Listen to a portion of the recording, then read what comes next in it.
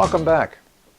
I'm Glenn, also known as Foreshore Rider, and this is another presentation in our series of Ride Skilled, Ride Smart, and Ride Safe.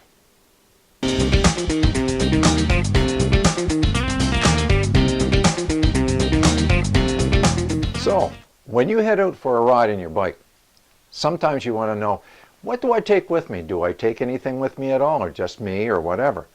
Anyway, what we want to try and do with this episode is to get you as prepared for whatever may come at you, regardless of what's going on out there.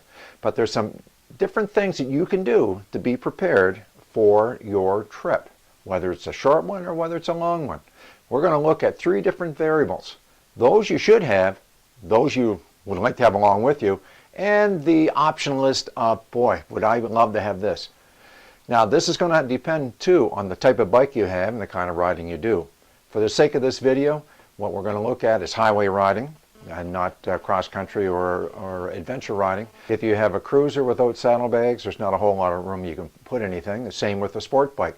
However, you can carry along some things with you with a minimum amount of room, or you can get a saddlebags for your bike, panniers, or in the case of a sport bike, you may want to get yourself a backpack that is specifically geared for your particular bike, which is aerodynamic going along with it. It's not heavy and all the things that go with that. So, for me, I ride a ST1300. It has all kinds of areas to put goodies that I want to carry with me. You may not have that luxury, so let's take a look at some of the things that you should have as you go for a ride. Okay, what we're going to take a look at then are some of the things that I look at as being essentials. We have 7 of them to start with, and these are ones that I believe you should have with you at all times. Other people may disagree and say, this is too much, I shouldn't carry all this, or others may say, oh, that's not enough, but at least it's going to start making you think. And if you can start thinking before you go for each ride, then I guess that's exactly what we're trying to do here. First thing I like to take along with me is my cell phone. And the reason I like my cell phone is because I have used it when I have been broken down. I have used it to let my wife know where I'm at. I have used it to check out the maps. I have used it over and over and over again. To me, it's a bit of security. It lets me be in contact with the rest of the world as to what's going on. Oh yes, I've also used this cell phone when I have come across an accident and I've had to call 911. And by me being there first, and I was the only one there for a while, I was able to get help for the people that were injured. Okay, so that's one of my first things I like to have. The second thing I like to have is this, the air pressure gauge. Bike tires and rims, they flex and they contract and they expand with the weather. Keeping an eye on the pressure in your tires is a good way to make sure you get the longest wear out of your tires, but also to make sure that while you are on a trip or ride, you do not suffer the fate of a slow leak and not know about it. So, that's my first 2. The next one that I want, and where did I put it? I've got it here somewhere. It's my, oh my goodness. The next thing I have are my spare keys. And yes, I carry with me spare keys. For my panniers, this is for my alarm. And of course, my bike key. Why do I carry spare keys? Because I lost them one time when I was on a trip and I swore I am not going to do that again. So, I shouldn't have to explain it, but it's hidden somewhere on my bike, those keys are found. Next thing, we have a tendency that we want to sweat even when we're cold, and hydration is important to keeping us alert and mobile. Water. And I'll just hide the name of that, water. But water is an essential thing. Hot days, cold days, doesn't matter. You dehydrate, you're going to want to get some water back in you. The next thing that I carry with me, and I think most people carry with them anyway, are the tool set that comes with your bike. And here's the tool set that I have with my bike. That's every tool that was there, fits everything. But I add a few extra things into it.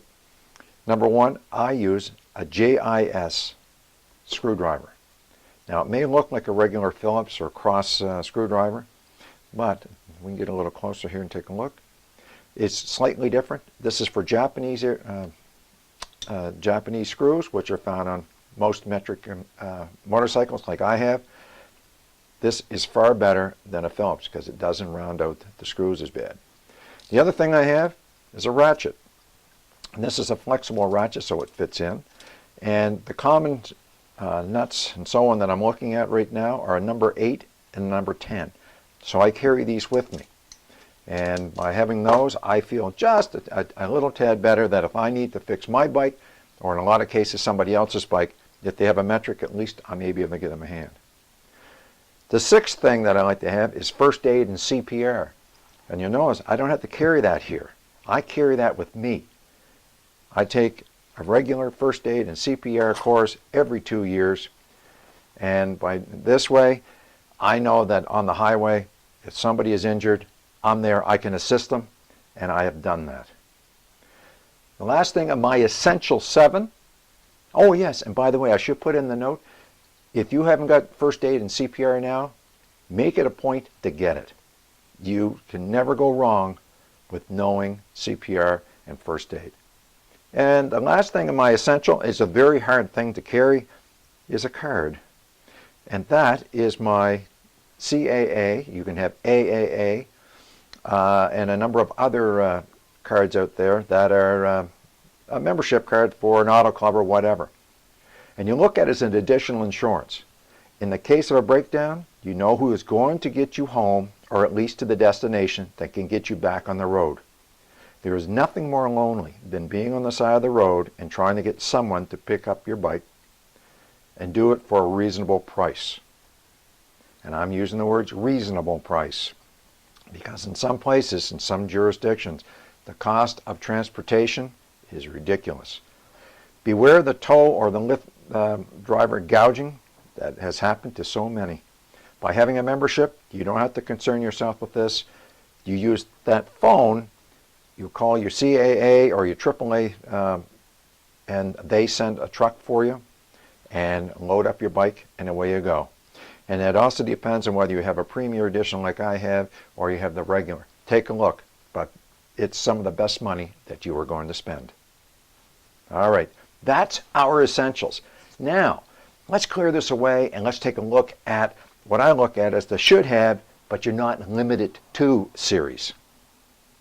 Oh yes, one other thing I forgot to mention in there with your tools, you should be able to find your owner's manual. That's going to come in really handy because it also helps you troubleshoot. It gives you ideas of what could be the problem, and if it comes down to you having to fix it, in some cases, what you need is right here. So have your owner's manual close. If you don't have one, usually you can find them online. Okay, now that we got the essentials out of the way, let's take a look at some things that we should have, but it's not limited to it. All right, start off with, I find this is an extremely important thing to take along with me, tire puncture kit. So I can rasp it out and then turn around, put the plug in. It's not a permanent fixture, but the thing is, if I use it and I can fix the puncture, that would be great. To go with that, by the way, I have needle nose pliers. In case it's a nail, I have to get in there and get it out. Needle nose pliers are the best thing to use. In, pull the nail out, pull the obtrusion, whatever it is, out. Use your equipment here, fix it, and then you go to the next step, which is a pump. And that's what I have. It's just a portable little pump.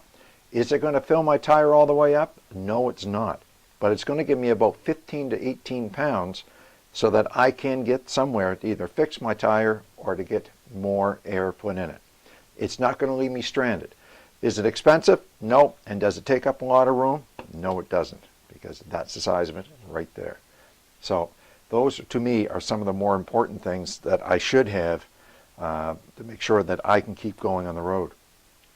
Besides the pair of needle nose pliers, I have several sizes of this, and this is a multi-tool. And again, it can be used to haul out your punctures or your obtrusion. Knives are here. It has a number of different things, including a flashlight on the end. So I carry that with me wherever I go. A small LED light. that sits inside of one of my packages, because at night it can be a real pain because you don't have anything to shine on your side of your bike if you have a breakdown. Not only is it going to be good to help you find something on your bike, but at the same time, if you're being approached on the highway, you can use it as a signal. Weather gear, of course, weather gear. What would it be without taking something along that's like this? This is just pants, pants and top. Make sure that if I do come into rain, I'm well prepared for it. So, and I also have little booties that go on over top of my shoes to make sure that they stay dry as well. So if in a lot of places, especially here in Canada, you are driving in places that can be cold, it doesn't hurt to have these little things, the hotties or the hand warmers, and carrying a bunch of them up with you, because you can put them in your gloves, you can put them in your boots, you could put them in your pockets, you can put them down inside your coat. They become an extremely important item to have, because there's nothing worse than having your hands get cold. Even if you have heated grips, this will do the back of them, of your hands. And getting hypothermia or a chill is not exactly the best thing that any of us ever want to get. So those are coming in so far. So energy bars or the equivalent, those are good to have. And unfortunately, I just ate mine before I got here. It would have been right here. Just pretend there's an energy bar here. Again, it's there if I need it. But the big thing is, if you don't use it, just check the expiry date on some of those energy bars. Some of them last for a couple of years, some of them last for a couple of months, and in some cases they melt. Next thing is, you can have a hat or a neck scarf. At some point you're going to stop. And what's great about a scarf compared to a hat, and I'm not dishing a hat or anything like that, but what's great about having a scarf, it's multi-dimensional. And when I say it's multi-dimensional, you can use it on your head to keep the sun off while you're out. It's also the fact that if the temperature drops, you turn around and put this around your neck, and it keeps the air from flowing down inside of your coat. So, and it's also very small. You can pack it up, and that's going to go inside your jacket, so it's not taking up any room. A side stand pad. Now you might say, what in the world do I want to carry a side stand pad for? What this becomes important for is when you park your bike on its side stand in hot weather, and especially if the asphalt is not highway grade asphalt. Non-highway grade asphalt has a tendency to sort of compress when you put your side stand on it, especially on a real hot day. By putting this down and putting your side stand on that, it will stop it from sinking into that asphalt. Not only that, it'll also stop it from sinking into gravel. And sometimes you'll find that gravel it's got a soft base underneath of it. It may look hard on the outside, but put this down. It's better to be safe than sorry. And you can see I've used mine quite a bit, because there's the rust off the bottom of my side stand. Let's see, if I know first aid, it doesn't hurt to have a first aid kit. And in this particular kit, I also have latex gloves. Become very important. Latex gloves, if you're going to do first aid, you're definitely going to want those on.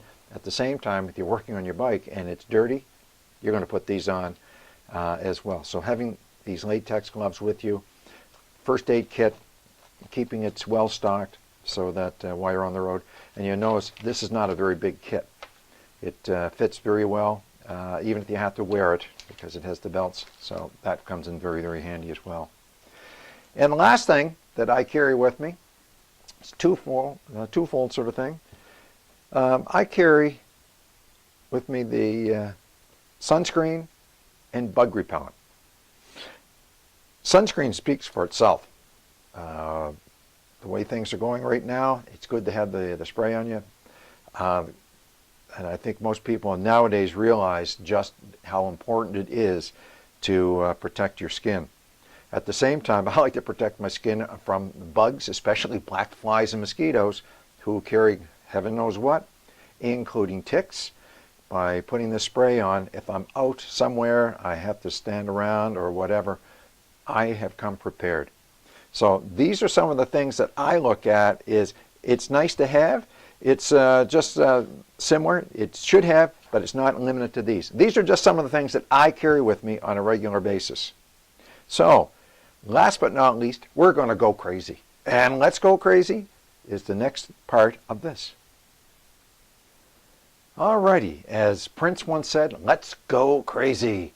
And first part of my go crazy is the fact that I tell you I like to go with a GoPro. And the thing I like about a GoPro is the fact that it attaches and it's pretty well indestructible. There are cheaper alternatives, like this one here. And these mount on the front of my bike and the back of my bike. So I carry these around on my bike. It's amazing how many people who are non-bikers, they'll back off from tailgating you when they see a camera staring back at them. It's really interesting when you go to edit the download your video to see people looking at it, and then they'll back away. A camera on the front also is really useful in case the situation ever occurred. Hopefully it never happens, but they're there, and I carry spare batteries with me as well, just so that if I'm out for more than 2 hours, which is basically what these both will do, I can change the batteries and go. And something, if I'm on a long trip, I will take and charge them on the way using my USB chargers that are attached to my bike. So these really come in handy, and they're also good for seeing what kind of a trip you had as well. Oil. I know it gets big, and this is in its regular container, but you know you can put some of this oil in a smaller container if you want to. You never know what can happen when you're on the highway, and having oil, and at the same time having the oil for somebody else in case they need it. Whether it's, in the case of mine, I'm using regular oil, GN4 for my Honda. If it's synthetic, I'm not going to put this in to somebody else's bike. Spare fuel, doesn't hurt to have that as well.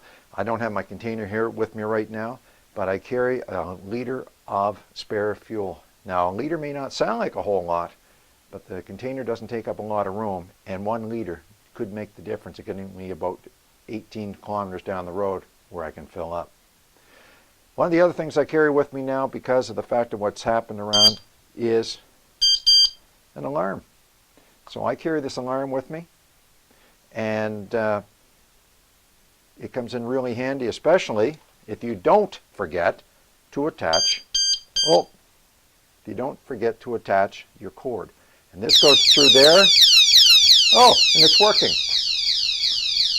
So you can see you have all kinds of things that you can carry along with you. Those that you should have, those that would be nice to have along with me if I have the room. And let's really go hog wild and crazy and take along all of this material. Now somebody may say to you at the end, do you have any room for anything else? Well, sometimes and sometimes not. It's up to you. You have to make the decisions as to where you're going to go with this. In the meantime, I hope you've enjoyed this presentation. Stay tuned. We'll have more for you. This is Glenn. I'll see you later. And if at any time you want to take a look and see if any ideas on skilled riding and so on, you can check out my website. There's a picture right here for you, so you can take a look. And I'd love to hear from you. Take care and safe riding.